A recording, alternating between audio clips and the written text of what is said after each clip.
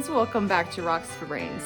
Today I'm going to be working on a project for the Heart for Rocks, I guess bigger project that Kate from KatyDid is organizing. And it's pretty cool. It's a whole series of videos that are showcasing and celebrating women who are rockhounds. Because, you know, this hobby has been historically dominated by older men, I think, for the most part. And hopefully we can start being more inclusive and continue to grow, you know, the inclusivity of the hobby, you know, not just women, but hopefully, you know, non-binary folks and trans folks and everybody, because it's just fun, right? We get to go out and look for pretty rocks and get outside in nature and maybe make some stuff. So today I'm going to be making something that can hang on a bigger piece, like a bigger project. I don't know if I'm allowed to give away what the final thing is that Kate is going to be making, but she reached out to a lot of us and we're supposed to make something that can hang from a bigger piece. So it's going to be rocks from Arizona that are cut and polished. I'm not exactly sure yet the final design. It can be wire wrapped or, you know, I guess put together in many different ways. So yeah, we're gonna figure out what pieces we can use here and we'll get started. I certainly have a lot of things to choose from, but I think what I'm going to do is take these examples of Arizona agate. This one is agate as well, but it looks a little slightly different. Some petrified wood and probably some turquoise, and shape them up, you know, a little bit more and polish them, and then string them together somehow, maybe with some beads in between. It's going to be interesting because I don't know if I want to cut any of these smaller than they are. I'm almost tempted to just leave this as a nugget because it kind of, you know, it's already shiny. We'll see. I could go freeform, or I could make specific shapes. And I could definitely wire wrap them, but I don't want to take away from, you know, the way that they look naturally. I do have, let's see. Oh yeah. So I do have some, oh for goodness sakes, flat silver wire. So I may try to put that around the edges and then solder it at the top using these little pins. We'll see. I have to get out my beading supplies as well. I do have lots of stone beads and different things that I can use. All right, so I've roughed out a couple different pieces, some agate. I went with the smaller Arizona kind of like red and orange plume agate because it was already a smaller size. Some petrified wood. That's going to be the polished side. I did end up shaping this piece of turquoise a little bit more, just because I think, I don't know, round shapes look better because all the other ones were already shaped up. This is another little piece of Arizona moss agate there. I think these three are all from Camp Bertin. Actually, this one too. Ah! Almost knocked over my water dish there. Yeah, that one's gonna be cool. It's so interesting, like these four pieces were found from, I don't know, within like 2 miles of each other, and they're completely different. So it's just the amazing diversity Oh no, I just noticed my water on my flat lap. Okay, are you gonna stop? Now I think I'm just gonna try to get them on some dopsticks and finish up the polishing, and then we'll see how we can put them together. So while my dot pot is warming up, I wanted to talk a little bit about why I got into rockhounding, because that's also part of the series, is for the creators to explain, I guess, why we're doing this, crazy picking up rocks in the middle of nowhere sometimes. But I got really kind of into geology and learning about geology and fossils. 12 years ago, I think. I was working at a place that had a paleontology program, like a park that has a lot of fossils. And telling people about it, learning about it myself, just kind of sparked that interest. I had always enjoyed looking at rocks, but I didn't really learn probably that much about it. My last geology class was 2001. So when I started working for this park and learning about that stuff, it was really cool. And just being in the resource too, I think, because I grew up in Virginia where, yeah, there's lots of rocks, but most of it is covered with plants, and you can't really see a lot of the really cool stuff that's underneath because it's a lot of soil and a lot of plants and trees. But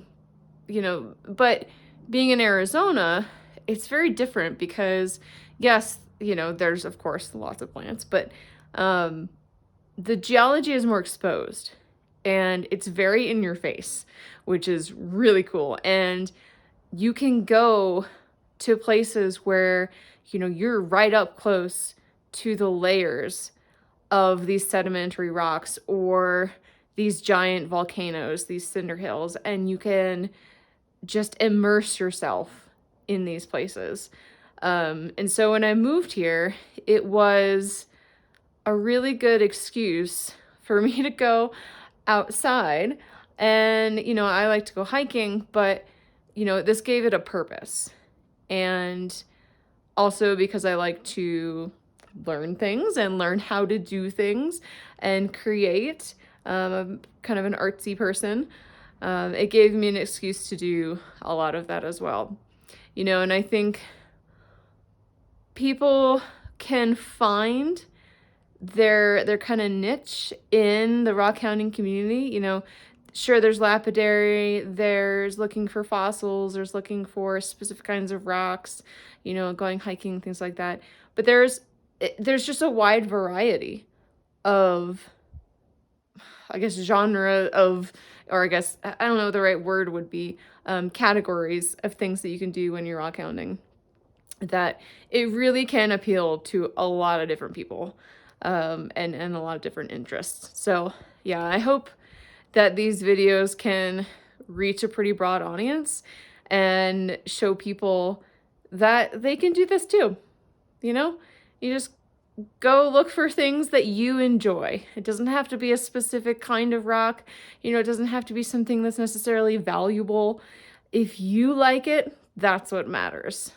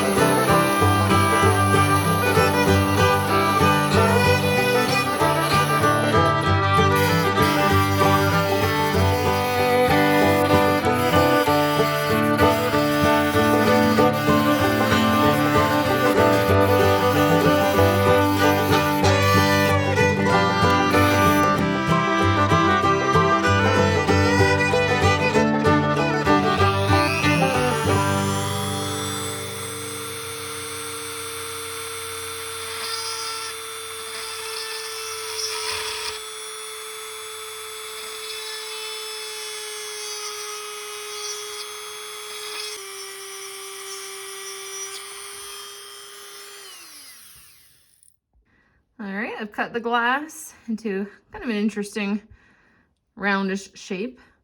Ground the edges down so they're smooth, and that way the copper foil can adhere to it better. And made a little hole at the top here so that it can be hung. Now the next step, of course, is to put the copper foil on there.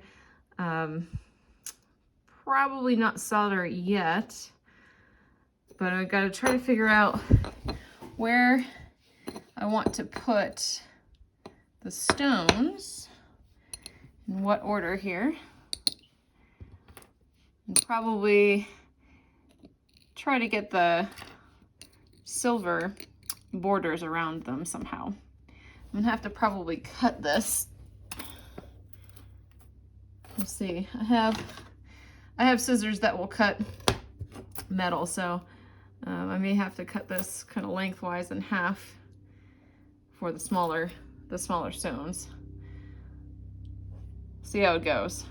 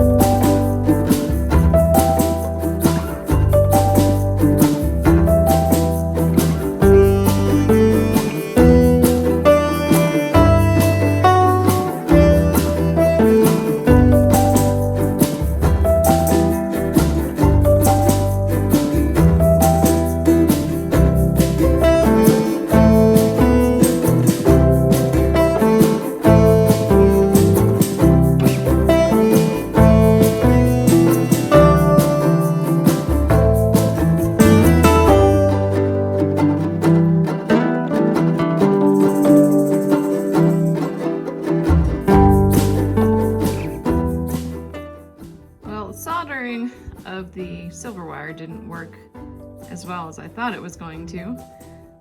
So I ended up just gluing a lot of the pieces in, which is fine. Still waiting on the glue to kind of set completely. And then I gotta clean the soot off of the edges. Soldering the edges worked pretty well. But yeah, that turned out better than I thought it was going to. I do not have a lot of experience working with wire in general. And I didn't have much of a plan going in, but winging it seemed to work okay. So I'm happy with it for sure. Well, thanks again to Kate from KatyDid Rocks for putting this project together. Hopefully you guys will be watching the other women in rockhounding makers. And then I think the final project should be a video after everybody else gets their videos in. So stay tuned for that. I hope you enjoyed this. Thanks for watching, and until next time, try to learn something new every day. Bye.